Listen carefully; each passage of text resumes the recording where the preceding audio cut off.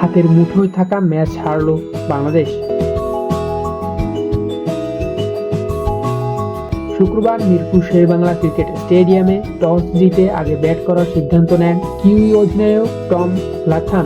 নির্ধারিত 50 ওভারে 8 উইকেট হারিয়ে 247 রান সংগ্রহ করে নিউজিল্যান্ড। 248 রানের টার্গেটে ব্যাট করতে নেমে শুরুটা ভালো হয়নি বাংলাদেশের। দলীয় 21 রানের মধ্যে জোড়া উইকেট হারায় টাইগাররা। তানজিদ হাসান তামিম 2 ও রানের খাতা খোলার আগেই সাজঘরে ফিরে যান নাজমুল হোসেন শান্ত। এরপর ক্রিজে আসেন লিটন দাস। তাকে সঙ্গে নিয়ে ব্যাট করতে থাকেন সাইফ হাসান। এই দুই ব্যাটার প্রতিরোধ গড়েন। শুরুর চাপ সামলে দারুণভাবে ঘুরে দাঁড়ায় বাংলাদেশ। একটা সময় ম্যাচে নিয়ন্ত্রণ নিয়ে নেয় টাইগাররা, তবে মিডল অর্ডারের ব্যর্থতায় হাতের মুঠোয় থাকা ম্যাচ হেরে যায় বাংলাদেশ। 26 রানের জয় নিয়ে 3 ম্যাচের ওয়ানডে সিরিজে লিড নিল নিউজিল্যান্ড।